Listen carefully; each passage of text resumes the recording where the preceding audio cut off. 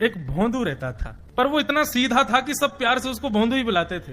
गायों की सेवा करता था और जिस आश्रम में रहता था वहां के गुरुदेव शाम को प्रवचन करते थे तो सबसे पीछे बैठ के सुनता था। भोंदू को लगता था गुरुजी जो बोल रहे हैं ये बिल्कुल सत्य है, इसमें कोई झूठ नहीं है।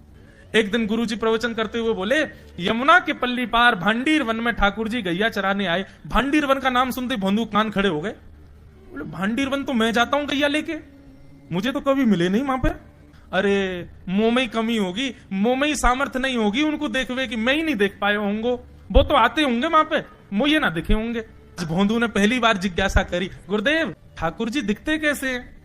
तो गुरुदेव भी हंस गया, अच्छा भोंदू पूछ रहा है, बैठ जाओ बताते हैं। मोर मुकुट पहनते हैं ठाकुर जी, और बोले 2 कान हैं लेकिन कुंडल एक ही पहनते हैं। ठाकुर जी ऐसे पुष्प तोड़ के कान के ऊपर लगा लेते हैं, दोनों कानों में एक ही कुंडल को फेर फेर के पहनते। ठाकुर जी पीली पीताम्बरी, ऐसी ठाकुर जी पीली पहनते, पीली पीताम्बरी।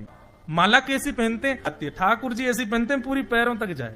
ये देखो गुरु जी कह रहे हैं तो निश्चित है भंडीर वन में आते हैं ठाकुर जी। भोंदू अपनी गैया लेकर के भांडीर वन पहुंच गया। गैया चर रही थी, अब भोंदू ढूंढ रहा है, कभी वृक्ष के नीचे जाके देखे, कभी कहीं देखे, कभी ढूंढे कहीं से चंदन की सुगंधी आ जाए। गुरुजी बता रहे थे उनमें से चंदन की सुगंधी आती है, क्या पता कन्हैया यहीं कहीं हो। इतने भाव से, इतने प्रेम से और इतने भोलेपन से ढूंढने लगा ठाकुर जी को, और ठाकुर जी नहीं मिलते ना तो अपने आप को ही कोसता, मुंह में योग्यता ना होगी यही मारे ना मिल रहे, ठाकुर जी तो यही है। गुरु जी की बात गलत नहीं है, ठाकुर जी तो यही है। उसके उस सहज भाव पर, उसके उस सरल भोंदूपने पर ठाकुर जी रीझ गए। और इतने में ही भोंदू हताश, निराश, उदास बैठा था, खुद को कोस रहा था, मुंह में योग्यता ना है, मुंह ठाकुर जी मिलना है रहे। इतने में ही देखा सामने से असंख्य गायों का झुंड आ रहा है, और भोंदू ने जैसे उन गायों को देखा, ऐसी गाय कभी देखी नहीं, अलग गाय, सींग चमक रहे हैं, सींगों के ऊपर के भाग में सोने चांदी मढ़े हुए हैं, ऐसी ऐसी सुंदर सुंदर तंदुरुस्त गैया। तभी देख रहा है भोंदू पीताम्बरी पहनी है, गले में वैजंती माला धारण की है, सिर पर पाग पहनी है, एक कान में कुंडल है, मंद मंद मुस्कुरा करके दतुइयां दिखा रहे हैं, कटाक्ष नेत्रों से कभी इधर देख रहे हैं कभी उधर देख रहे हैं, अपनी वेणु को कमर में कस करके गैयाओं के गले में गलवैया डाल करके श्याम सुंदर भोंदू की तरफ चलते भय आ रहे हैं। ये दृश्य देख करके हाथ पांव कांपने लगे भोंदू के। उसको लगा मेरे पास तो आएंगे ही नहीं है, वहीं से मुड़ जाएंगे, अब मैं उनके पास जाके उनको असहज नहीं करूंगा, यहीं से देख लूं, यहीं से प्रणाम कर लूं। लेकिन जैसे जैसे प्रणाम करके ऊपर देखता, ठाकुर जी और पास आ रहे हैं, और पास आ रहे हैं, और पास आ रहे हैं। जैसे ही ठाकुर जी आकर के बैठे, भोंदू के पास शब्द नहीं है, हाथ पैर कंपित हो रहे हैं, उसको सूझ ही नहीं रहा करूं क्या मैं, इनके लिए क्या बिछाऊं, कहां बैठाऊं। ठाकुर जी ने अपने आप ही भोंदू के गले में हाथ डाली, अरे तेरा नाम कहा है? जैसे ही ठाकुर जी ने नाम पूछा, भोंदू अपना ही नाम भूल गया, बोले मुझे याद ही नहीं मेरा नाम क्या है, पर प्रेम से सब लोग मुझे भोंदू बुलाते हैं। अब तो भोंदू नाम सुनते ही ठाकुर जी ताली दे दे के हंसने लगे, तेरा नाम भोंदू है? बोले हाँ मेरा नाम भोंदू है। और ठाकुर जी आपको अच्छा लगो? बोले हाँ बहुत अच्छा लगो। आपको नाम कहा है? ठाकुर जी बोले तुम वो ना जाने? बोले जानू तो ना हूं, लेकिन गुरु जी ने जैसो रूप बताया वैसो ये आपको, तो आप कहीं नंद नंदन तो नहीं हो? ठाकुर जी बोले हाँ मैं नंद नंदन नहीं हूं, यशोदा जी को लाला, नंद जी को लाला। भोंदू बोलो जय हो भगवान, आज आपके दर्शन है गए। गुरु जी और सब बालकन को तो आप शायद रोज ही मिलते होंगे, लेकिन मैं ही अभागो, मुंह को आप आज ही मिले हो। ठाकुर जी बोले अब चल बात मत बनावे, जल्दी कछु खवा, मुंह को भूख लग रही है। भोंदू एक कपड़े में रोटी बांध के उसमें मिर्च और गुड़ रख करके लेके गया। 2 रोटी थी। भोंदू ने जैसे खोली, एक रोटी ठाकुर जी के सामने धर दी, एक अपने पास रख ली। बोले मैं भी तो खाऊंगा। ठाकुर जी ने बढ़िया रोटी ऐसे घुमाई और प्रेम से गुड़ खामे और रोटी पान लगे प्रेम थे। और ठाकुर जी तो चप चप करके नेक देर में पा गए। भोंदू तो भूल ही गयो, मुंह खानो भी वो ठाकुर जी को ही देख रहा है। ठाकुर जी बोले और जोर की भूख लगी, ला अपनी रोटी दे दे। भोंदू बोलो मुंह को भी भूख लगी है। बोले अच्छा चल आधी आधी खा ले, या मैं आधी तू खा ले आधी मैं खा लूं, दोनों खा लिए। कल तो नेक्स्ट से ज्यादा सी रोटी ले आइयो, भूख ज्यादा लगे, और सुन यही समय आइयो, मिलूंगा कल भी तोते। ठाकुर जी अपने मार्ग पर चले गए। भोंदू इतना प्रसन्न है, बोले आज मुझको ठाकुर जी मिल गए। गुरुदेव के प्रवचन का समय हो गया, भोंदू पीछे जाके बैठ गया, अपने गुरुदेव को प्रणाम करे, इनकी कृपा से ठाकुर जी मिले। उसने किसी को नहीं बताया, उसको लगा सबको ही मिलते हैं भगवान, मुझे ही मिले हैं बहुत दिन बाद। दूसरे दिन भोंदू खूब सारी सामग्री रसोई घर में इकट्ठा करके जाने लगा।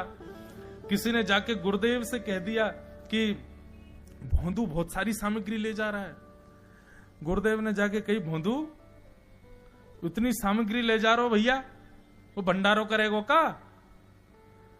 नहीं गुरुजी भंडारो तो नहीं करूंगा, वो नंद नंदन आम है, वो यशोदा नंदन मदन मोहन वो अपनी गैया चरा के आए, कल भी आए, मेरी रोटी खा गए, मैं भूखो ही रहेगो कल।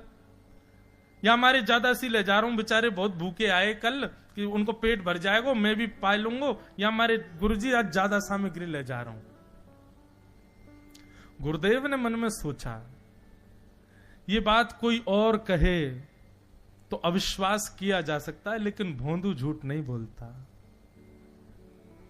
भोंदू कभी झूठ नहीं बोलता, भोंदू की बात पर विश्वास करना ही पड़ेगा। गुरुदेव बोले सुन सुन ठाकुर जी आए थे? बोले हाँ।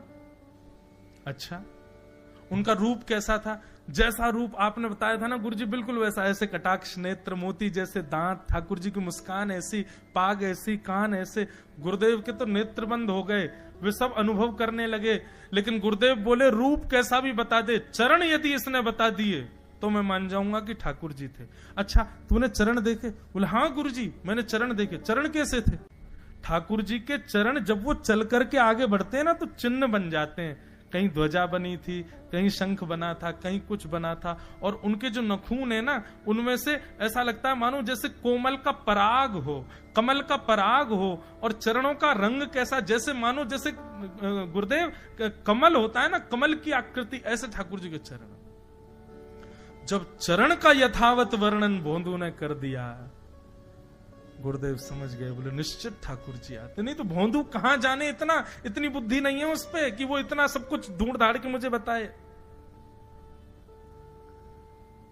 भोंदू एक काम करेगा? बोले हाँ।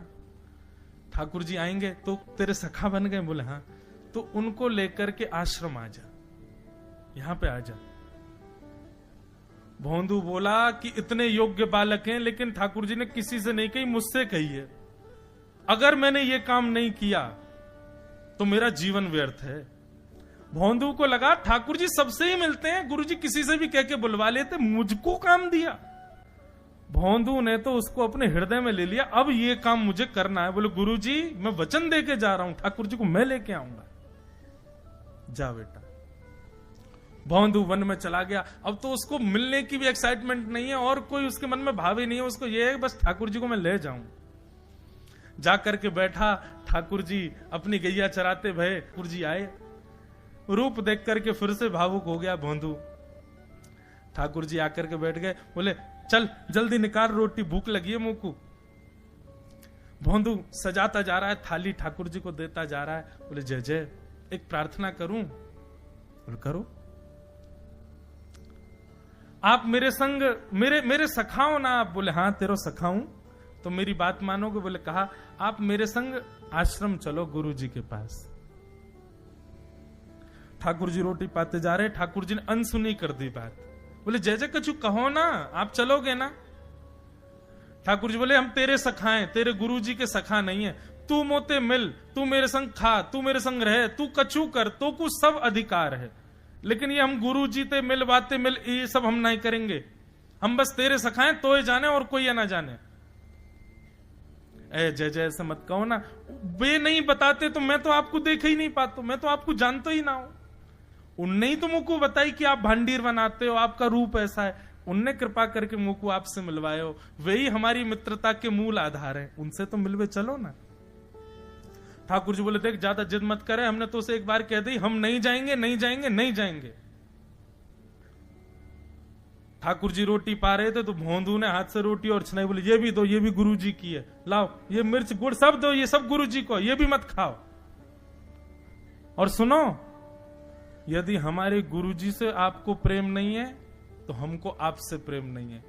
कल ते अपनी गैयान को लेकर कहीं और चरावे जाओ, होंगे तुम नंदन अपने गांव के, मेरे गुरुजी के पास नहीं जाओगे। और सुनो, ये मुंह में जो रोटी रखी जाओ को उगल आओ, ये भी गुरुजी की रसोई में बनी है, हमारे गुरुजी से नहीं मिलेंगे। ठाकुर जी बोले अरे भोंदू ने रुक तो, नहीं नहीं नहीं अब तो मैं सुनूंगा ही नहीं, आपने ऐसे कैसे कह दी नहीं जाएंगे, 3 बार नहीं जाएंगे नहीं जाएंगे। और ये भांडीरवन मेरो है, मैं यहां गैया चरावे आऊं, कल से अगर तुम और तुम्हारी गैया दिख गई मुंह को तो तुम्हारी गैयान को लेके मैं चलो जाऊंगा आश्रम, फिर तुम्हारी मैया बाबा तुमको मारेंगे। ठाकुर जी बोले अरे भोंदू इतना नाराज? बोले यदि मुंह से मित्रता रखनी है तो मुंह को वचन देना पड़ेगा कि आप आश्रम चलोगे, और अगर आपने फिर से नहीं कही तो मैं जा रहा हूं वापस, और कभी आपको मुख नहीं देखूंगा, अपना मुख नहीं दिखाऊंगा।